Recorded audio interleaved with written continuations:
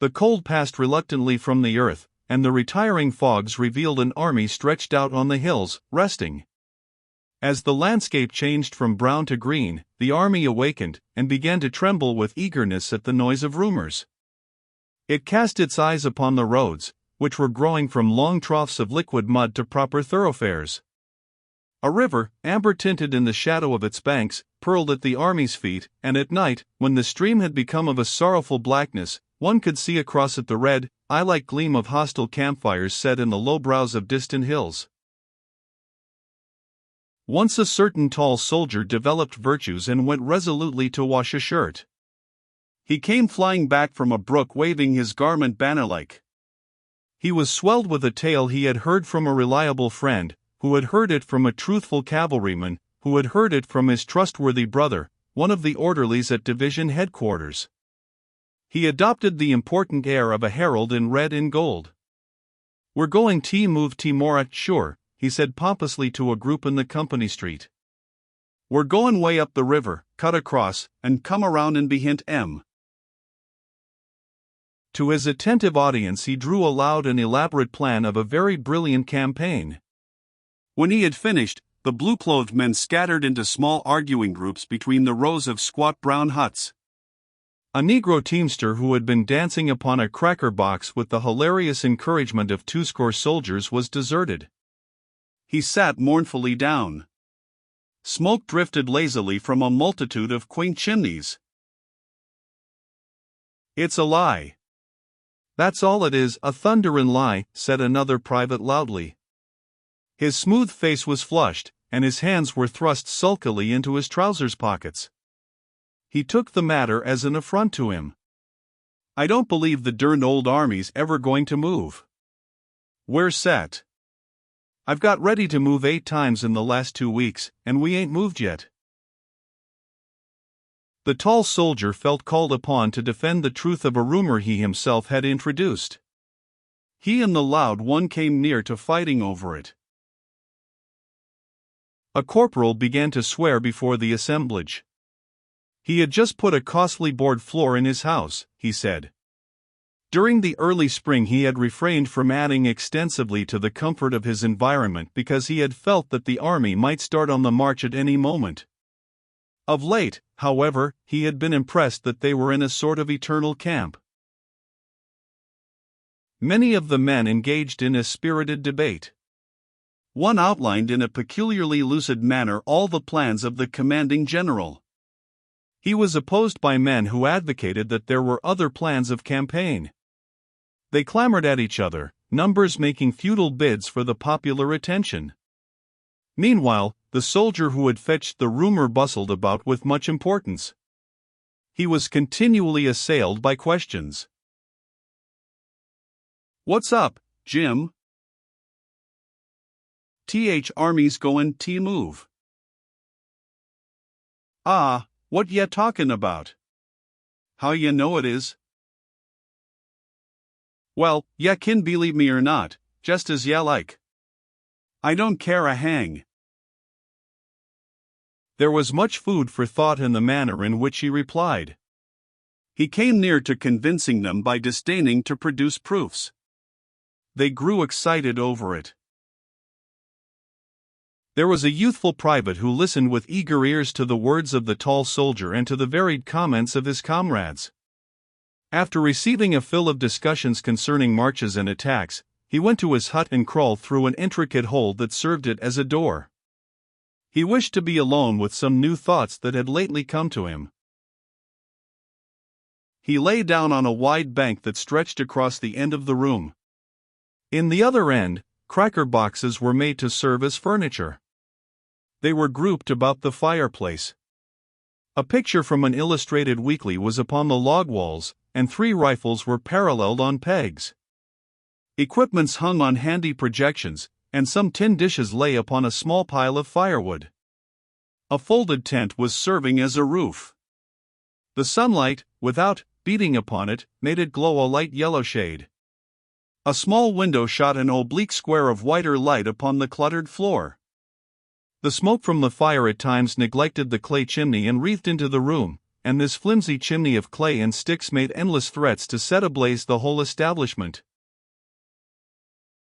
The youth was in a little trance of astonishment. So they were at last going to fight. On the morrow, perhaps, there would be a battle, and he would be in it. For a time he was obliged to labor to make himself believe.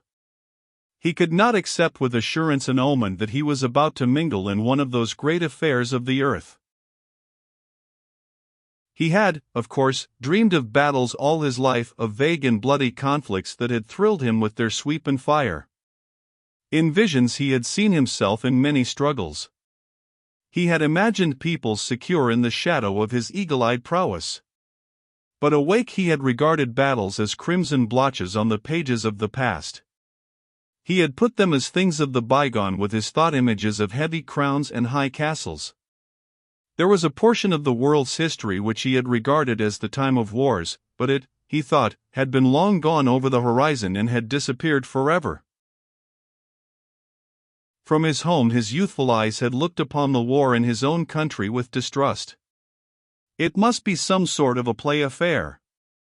He had long despaired of witnessing a Greek-like struggle. Such would be no more, he had said. Men were better, or more timid. Secular and religious education had effaced the throat-grappling instinct, or else firm finance held in check the passions.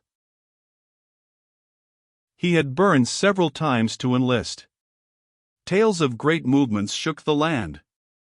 They might not be distinctly Homeric, but there seemed to be much glory in them.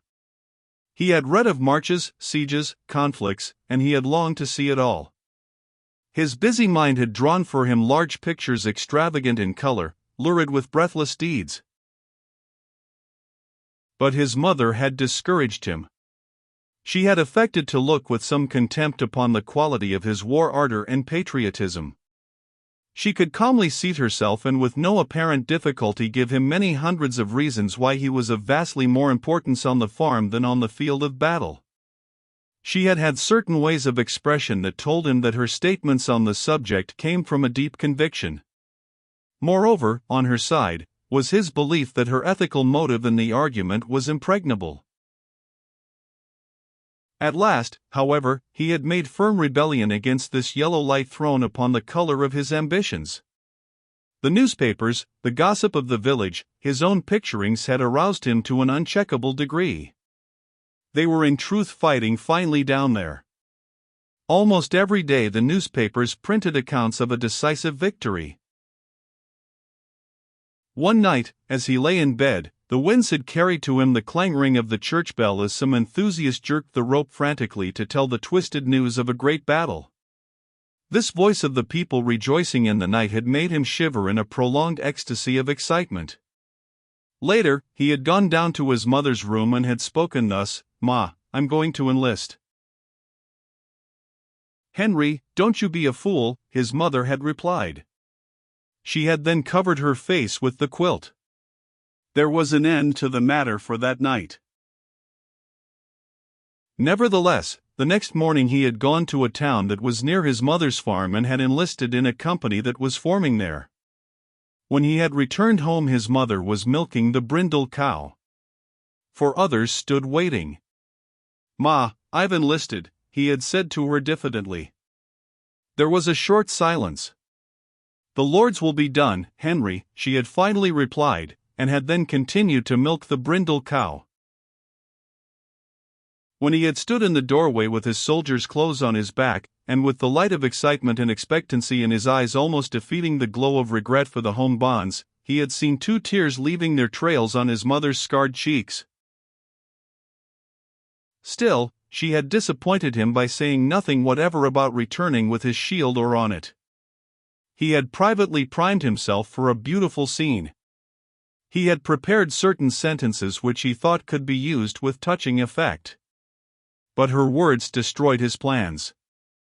She had doggedly peeled potatoes and addressed him as follows: "You watch out, Henry, and take good care of yourself in this here fighting business. You watch out, and take good care of yourself.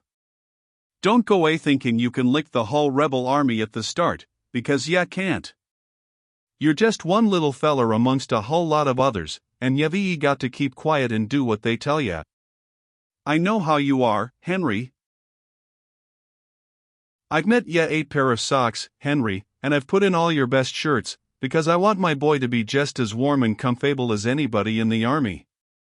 Whenever they get holes in 'em, I want ya to send 'em right away back to me, so's I can durn 'em. And always be careful and choose your comp New York. There's lots of bad men in the army, Henry. The army makes 'em wild, and they like nothing better than the job of leading off a young feller like you, as ain't never been away from home much and has always had a mother, and learning 'em to drink and swear. Keep clear of them folks, Henry. I don't want ya to ever do anything, Henry, that ya would be shamed to let me know about. Just think as if I was watching ya. If ya keep that in your mind always, I guess y'all come out about right. Ya must always remember your father, too, child, and remember he never drunk a drop of liquor in his life, and seldom swore a cross oath. I don't know what else to tell ya, Henry, excepting that ya must never do no shirking, child, on my account. If so be a time comes when ya have to be kilt or do a mean thing, why, Henry, don't think of anything 'cept what's right, because there's many a woman has to bear up 'ginst sec things these times, and the Lord I'll take care of us all.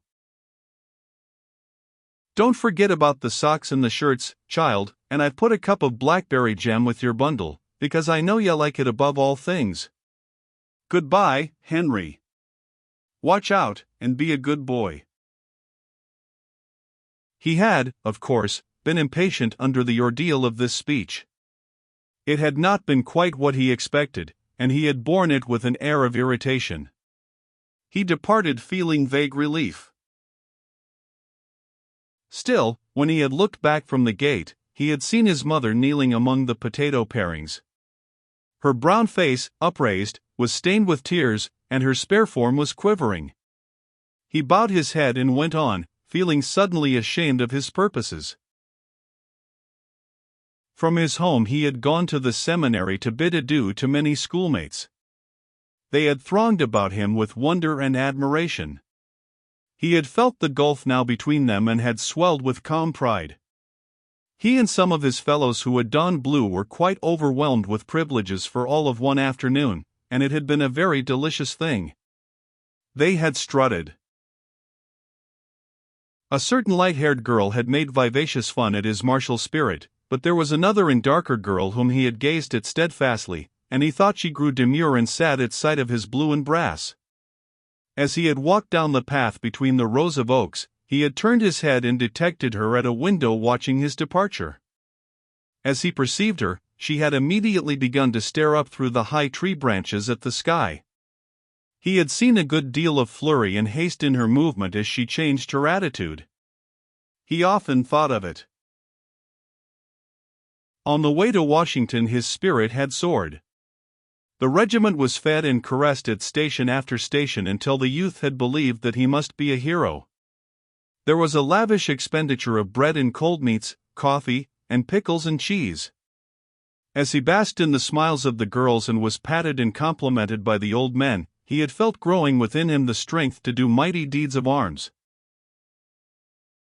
After complicated journeyings with many pauses, there had come months of monotonous life in a camp. He had had the belief that real war was a series of death struggles with small time in between for sleep and meals, but since his regiment had come to the field the army had done little but sit still and try to keep warm. He was brought then gradually back to his old ideas.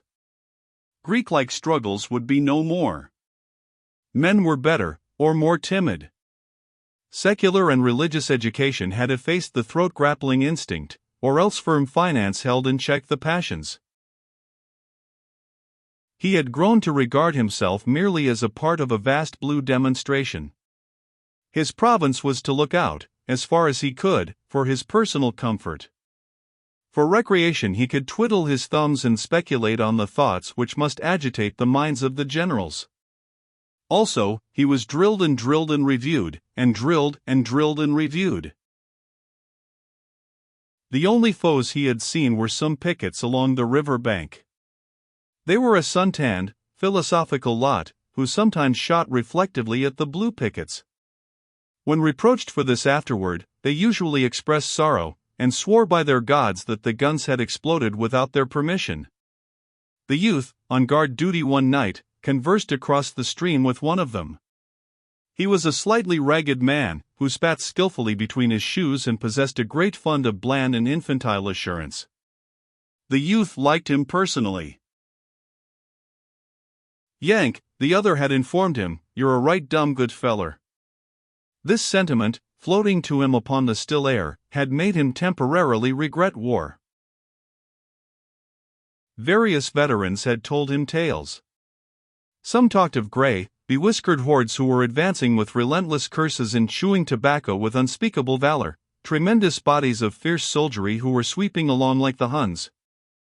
Others spoke of tattered and eternally hungry men who fired despondent powders. "They'll charge through hell's fire and brimstone to get a holt on a haversack, and sex stomachs ain't elastin' long," he was told. From the stories, the youth imagined the red, lithe bones sticking out through slits in the faded uniforms. Still, he could not put a whole faith in veterans' tales, for recruits were their prey.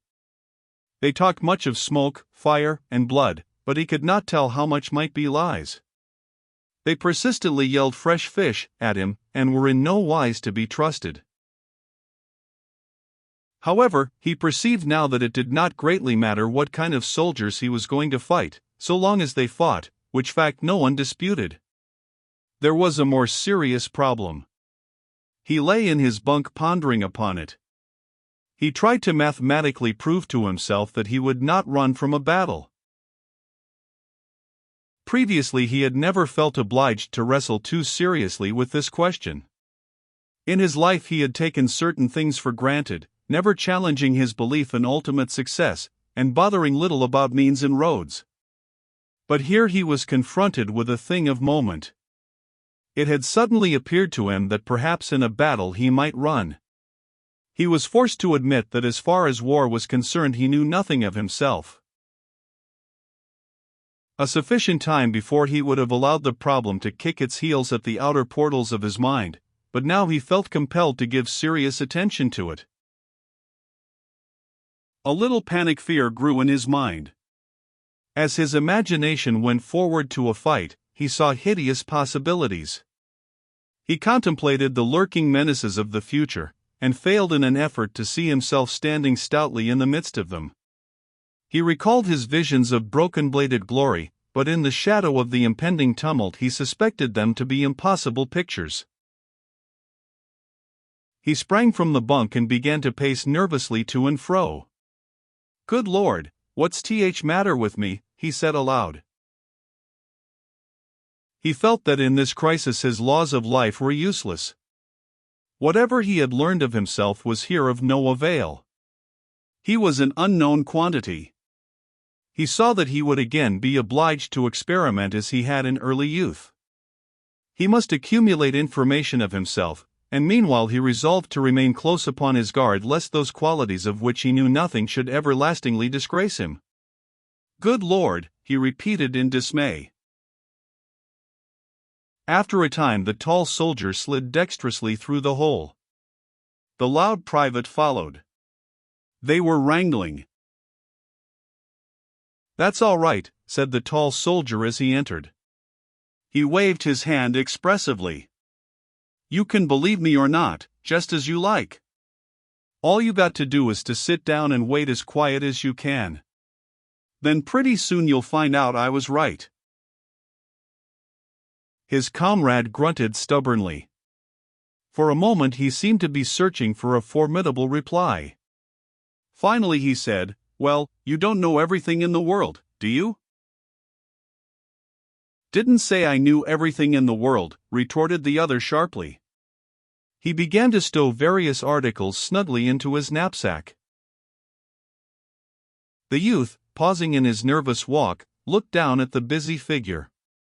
"Going to be a battle, sure, is there, Jim?" he asked. "Of course there is," replied the tall soldier. "Of course there is. You just wait till tomorrow, and you'll see one of the biggest battles ever was. You just wait.